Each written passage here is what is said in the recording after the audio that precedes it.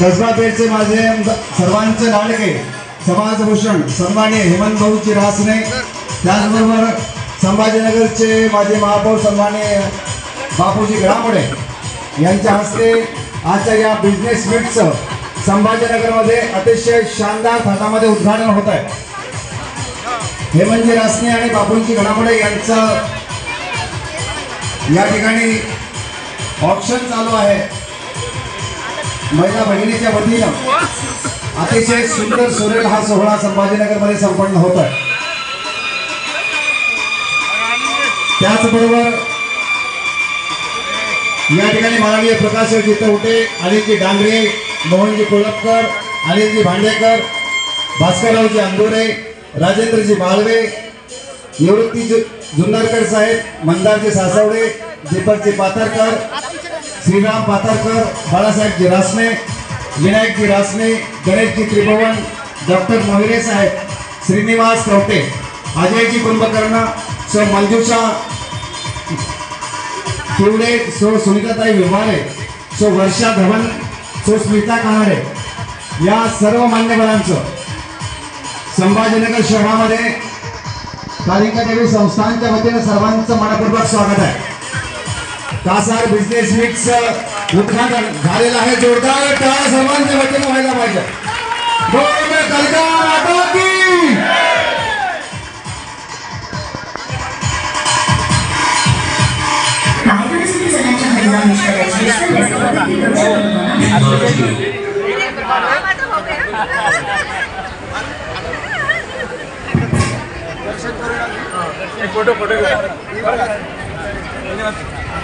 संभाजीनगर शहरामध्ये आताच आपल्या सर्वांचे लाडके समाजभूषण कसबा पेठचे आमदार सर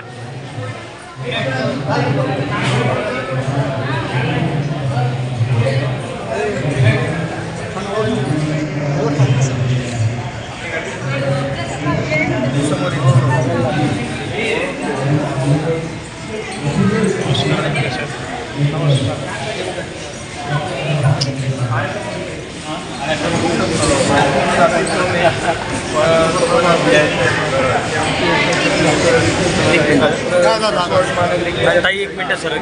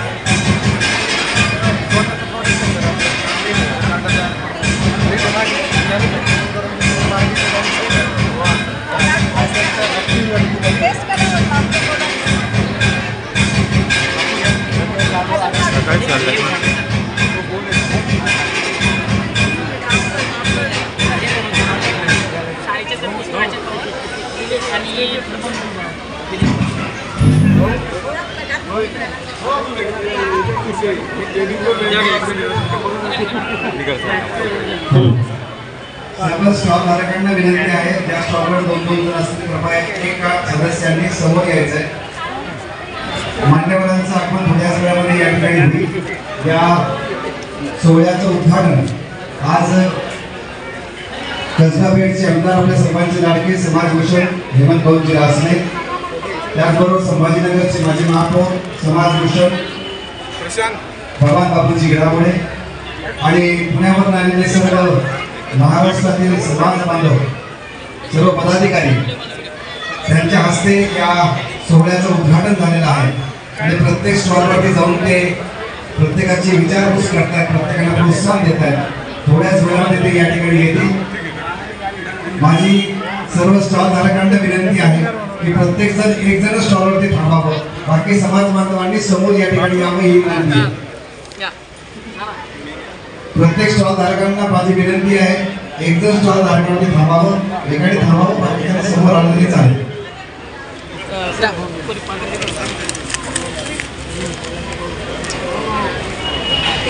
कासार बिझनेस मीट आयोजित दीपावली फेस्टिवल शॉपिंग प्रदर्शन आणि विक्री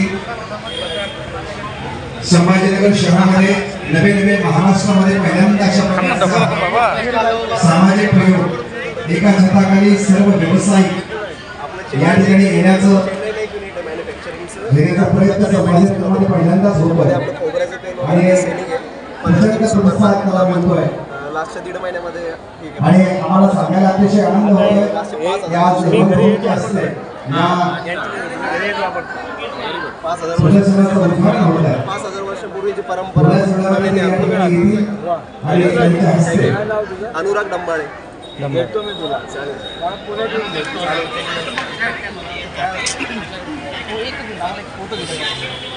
चांगलं घ्या थांबा जरा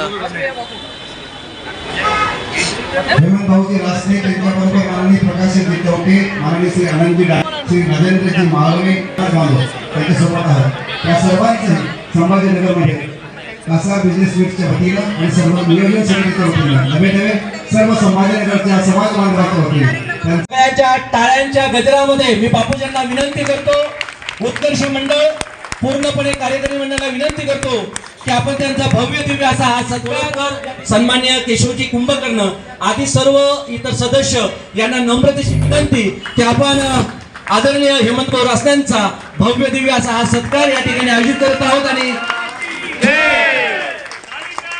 माता की यांना देखील विनंती की आपण सुद्धा हेमंत भाऊ रासनेंचा सत्कार करा कासा बिझनेस मीट आहेत सर्वांनी त्यांचं नाव चुकून राहिलेलं असेल त्यांनी देखील पुढे यायचं आहे आता फक्त सर्व समाज बांधवांना माझी विनंती कृपया त्यांनी स्थानापन्न व्हावं सर्वांनी बसून घ्यावं सर्वांनी या ठिकाणी बसून घ्यावं आणि आमच्या सर्वांचे लाडके आमचे मार्गदर्शक बापू यांच्या मार्गदर्शनाखाली हा पहिला प्रयोग संभाजीनगरमध्ये यशस्वी झालेला आहे ही प्रस्तावना याविषयी सगळं मी विनंती करतो की बापूंनी 2 शब्द बोलावे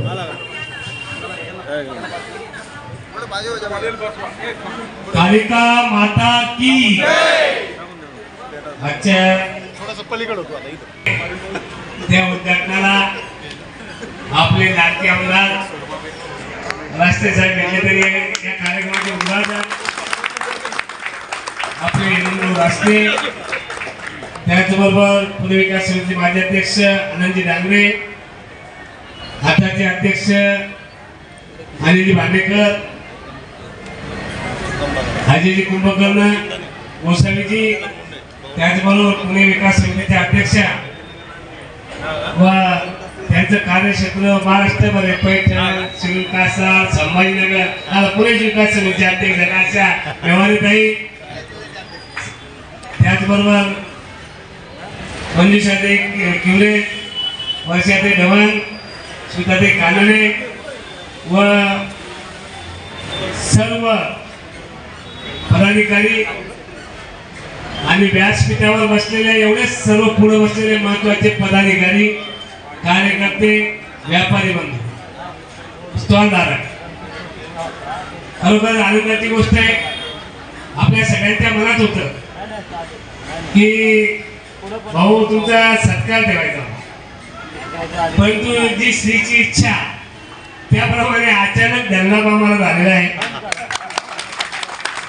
आणि आमची दिवाळी तुमच्या गोड झालेली कारण आपल्या स्वातंत्र्य काळापासून पहिला आपल्याला आपला समाजाचा आमदार भेटलेला आहे स्वातंत्र्य काळापासून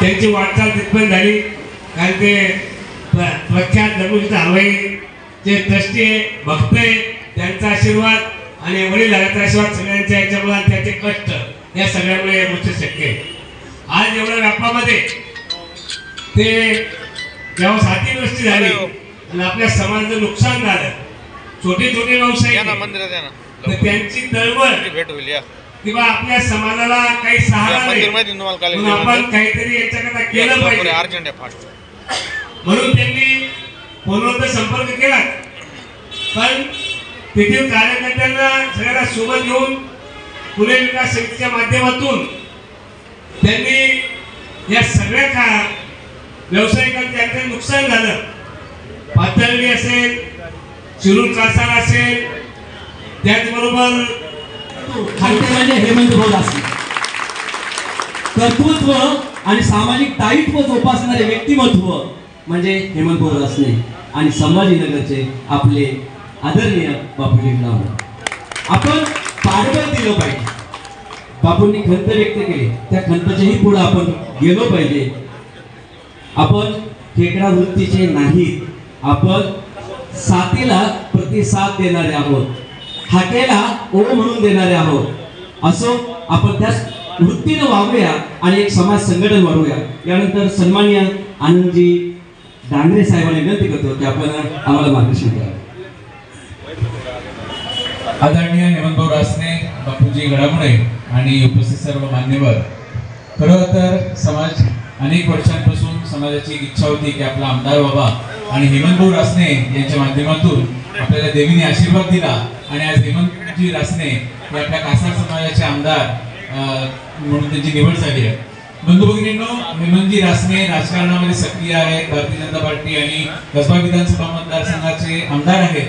पण समाजाप्रती हेमंतजी रासने यांचं प्रेम हे अगदी कल्पनातीत आहे. कोणत्याही स्थानिक कासार समाजाचं इतके दिवस काम होतं किंवा काही कार्यक्रम असला तर हेमंत भाऊंचं मार्गदर्शन, त्यांचा सक्रिय सहभाग हा कासार समाजासाठी आतापर्यंत होता. पण भाऊंचं आता विजन बदललेलं आहे. भाऊ म्हणतात की आता फक्त पुणे कासार समाजापुरतं आम्ही मर्यादित आता मी राहणार नाहीये, कारण मी आमदार झालेलो आहे, हा समस्त कासार समाजाचा आमदार झालेलो आहे. त्यामुळे आता येणाऱ्या काळामध्ये ज्या ज्या ठिकाणी माझी गरज असेल, ज्या ज्या ठिकाणी समाज बांधवांवर अन्याय होणार असेल त्या ठिकाणी मी आता उभा राहणार आहे आणि समाज बांधवांचं काम करणार आहे. भाऊंच्या कामाचं स्पीड बंधू भगिनींनो, आजच एक उदाहरण देतो. खरवंडी कासार या ठिकाणी आम्ही गेलो होतो, तिथे जवळजवळ 30 शेतकरी आपल्या कासार समाजातले एकत्र आले होते आणि त्या सगळ्यांनी भाऊंना विनंती केली की भाऊ आमच्या जमिनीचं कॉम्पेन्सेशन आम्हाला मिळत नाहीये, तर तुम्ही काहीतरी ऍक्शन घ्या. भाऊ म्हणले तुम्ही ऍक्शन घ्या म्हणून भविष्यात नाही. भाऊंनी ऑन द स्पॉट कलेक्टरला फोन केला, कलेक्टरला सूचना केल्या की गुरुवार किंवा शुक्रवारी आमचे समाज बंधू भगिनी त्या ठिकाणी येणार आहे आणि त्यांचं काम तुम्ही लवकरात लवकर कधीच लावा. या पद्धतीने भाऊंची कामाची स्टाईल आहे. अत्यंत प्रतिकूल परिस्थितीमध्ये भाऊंनी आमची वाटचाल चालू केली आणि गणेश मंडळाचा कार्यकर्ता ते आमदार म्हणून भाऊंनी आपले स्थान निर्माण केलेलं आहे. 4 वेळा नगरसेवक, 4 वेळा स्थायी समितीचे अध्यक्ष आणि आज आमदार म्हणून हेमंतभाऊ रासने आपल्या सगळ्यांच्या बरोबर आहे. तर मला असं वाटतं की त्यांचं मार्गदर्शन आपल्याला खूप बहुगुणाचं आहे आणि आज सगळ्यांनी आज औरंगाबादच्या सर्व कासार समाजाने आमचा सर्व सन्मान केला, भाऊंचा जो सन्मान केला त्याबद्दल आम्ही आपले कृतज्ञ आहोत. धन्यवाद. धन्यवाद आनंदजी. यानंतर हेमंत भाऊचं मार्गदर्शन आपण सर्वजण ऐकणार आहोत. हेमंत भाऊसाठी फक्त मी एवढंच म्हणेल, जो सफर की शुरुआत करते हैं वो मंजिल को पूरा करते हैं. जो सफर की शुरुआत करते हैं वो मंजिल को पूरा करते हैं. बस एक बार चलने का हौसला चाहिए. हेमंत जी आपका तो रास्ते भी इंतजार करते हैं. हेमंत जी आपका तो रास्ते भी इंतजार. हेमंत भाऊ जी रास्ते.